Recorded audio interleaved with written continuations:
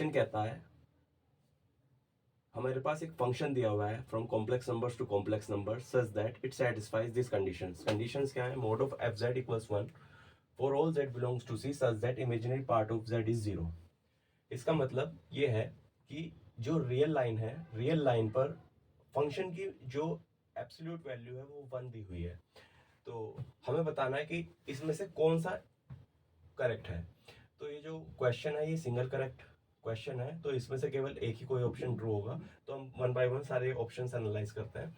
Question option 1 क्या कहता है? There is a non constant analytic polynomial F satisfying P. P क्या है? ये कंडीशन को मैंने पी माना है। तो कौन सी क्या हमारे पास कोई नॉन कांस्टेंट एनालिटिक पोलिनोमियल होगा जो पी को सेटिस्फाई करेगा? तो हम इसे एनालाइज करते हैं। मान लीजिए हमारे पास कोई एनालिटिक पोलिनोमियल है, वो नॉन कांस्टेंट भी हो सकता है, कांस्टेंट भी हो सकता है। तो उसके लिए हम क्या ले सकते हैं? हम एक पोलिनोमियल लेंगे एफ जेड। हमने मान लिया पोलिनोमियल क्या है, एफ जेड क्या है हमारा? एनालिटिक पोलिनोमियल है, एनालिटिक पोलिनोमियल है। तो अगर एनालिटिक पोलिनोमियल है तो ई की पावर एफ जेड भी एनालिटिक होगा। क्यों ई की पावर एफ जेड एनालिटिक क्यों होगा? क्योंकि हम जानते हैं ई की पावर जेड एक एंटायर फंक्शन है, और एंटायर फंक्शन है, एंटायर मीन्स ये एनालिटिक है और एफ जेड भी एनालिटिक है। तो इन दोनों का जो कंपोजिशन होगा, ई की पावर जेड और एफ जेड का जो कंपोजिशन होगा वो भी एनालिटिक होगा। तो हम क्या कह सकते हैं कि ई की पावर एफ जेड जो है वो भी एनालिटिक है। ठीक है, तो हमारे पास एक इनइक्वालिटी होती है ई की power R E F Z, clear. और इसकी हेल्प से एक इनइक्वालिटी ये होती है कि ई की पावर मोड एफ जेड। इसमें हमने प्रॉपर्टी का यूज किया है। प्रॉपर्टी है हमारे पास कि real part of Z is less than और इक्वल टू मोड जेड। हमने इस प्रॉपर्टी का यूज किया है। बट ई की पावर एफ जेड क्या दिया हुआ है? क्या दिया हुआ है? 1 दिया हुआ है, 1 दिया हुआ है। तो इट मीन्स ई की पावर एफ जेड क्या हो गया? ई की पावर एफ जेड क्या हो गया हमारे पास? ई की पावर एफ जेड कैसा आ गया? बाउंडेड आ गया। ई की पावर एफ जेड क्या है? एंटायर है, क्योंकि एनालिटिक पोलिनोमियल्स जो होते हैं वो एंटायर होते हैं। ई की पावर जेड एंटायर है, इट मीन्स इन दोनों को जो कंपोजिशन है ई की पावर एफ जेड वो भी एंटायर हो गया, एंटायर है और यहाँ से बाउंडेड आ गया। इट मीन्स एंटायर है और बाउंडेड है बाय लियोवलीज थ्योरम। ई की पावर एफ जेड क्या हो गया? ई की power F Z is a constant. अगर ई की पावर एफ जेड कॉन्स्टेंट है, ई की पावर एफ जेड कॉन्स्टेंट कब हो सकता है? ई की पावर एफ जेड कॉन्स्टेंट तभी हो सकता है अगर एफ जेड कॉन्स्टेंट हो जाए, अगर एफ जेड कॉन्स्टेंट हो जाए। बट हमें ऑप्शंस में क्या दिया हुआ है? हमें ऑप्शन में दिया हुआ है कि हमारे पास क्या कोई नॉन कांस्टेंट पोलिनोमियल होगा?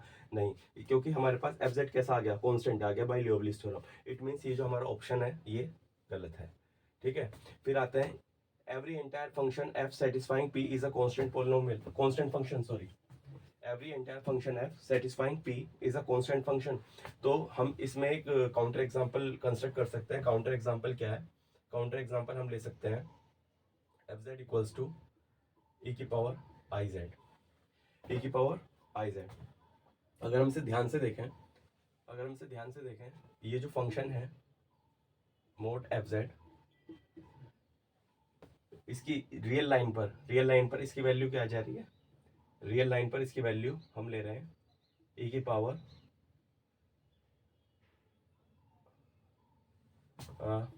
एक्स प्लस आई वाई। हम z को ले रहे हैं x प्लस आई वाई। ये वैल्यू क्या आ जा रही है? y 0 है इसके अकॉर्डिंग, तो ये क्या आ जा रहा है? ई की पावर आई एक्स। ई की पावर आई एक्स की वैल्यू क्या होती है? 1 आती है। तो हमने क्या देखा? ई की पावर आई जेड, ई की पावर आई जेड जो है वो इस कंडीशन को सेटिस्फाई कर रहा है। बट ये जो फंक्शन है ये नॉन कॉन्स्टेंट है, इट मीन्स ये ऑप्शन भी डिस्कार्ड हो जा रहा है। अब हम एनालाइज करेंगे फोर्थ ऑप्शन।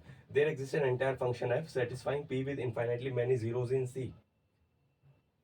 तो इसमें हम फर्स्ट पार्ट का यूज कर सकते हैं, क्योंकि हमारे पास अगर फंक्शन ऐसा, हमारे पास अगर कोई फंक्शन एंटायर फंक्शन मिल गया तो इस कंडीशन के अकॉर्डिंग फंक्शन कैसा हो जाएगा, फिर से बाउंडेड हो जाएगा। जैसे ही फंक्शन बाउंडेड होगा, ये एंटायरनेस, फंक्शन की एंटायरनेस और यहां से इसकी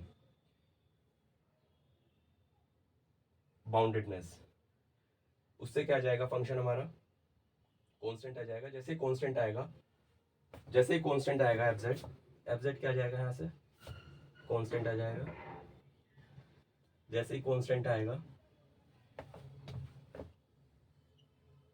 तो इसके पास जीरोस होंगे, लेकिन जीरोस कब होंगे, जीरोस तभी हो सकते हैं इसके पास जब वो जीरो फंक्शन हो, only when F Z is a zero function. But F Z zero function हो नहीं सकता, क्यों, क्योंकि मोड ऑफ एफ जेड क्या दिया हुआ है, 1 for all z belongs to r। अगर हमने एफ जेड जीरो फंक्शन ले लिया तो यहाँ से क्या हो जाएगा, ये इसकी वैल्यू क्या आ जाएगी, जीरो, जबकि ऐसा हो नहीं सकता। तो इसके लिए क्या पॉसिबल है, एफ जेड क्या हो सकता है, एफ जेड केवल और केवल एक नॉन जीरो कॉन्स्टेंट हो सकता है। सो नॉन जीरो कॉन्स्टेंट की कोई भी जीरोस नहीं होते, it means there exist no entire function F satisfying with infinitely many zero. इसका मतलब ये भी हो सकता है कि इस फंक्शन के पास कोई भी जीरो नहीं है। तो इसका ऑप्शन सी करेक्ट हो जाएगा। Every entire function F satisfying P has no zeros in C.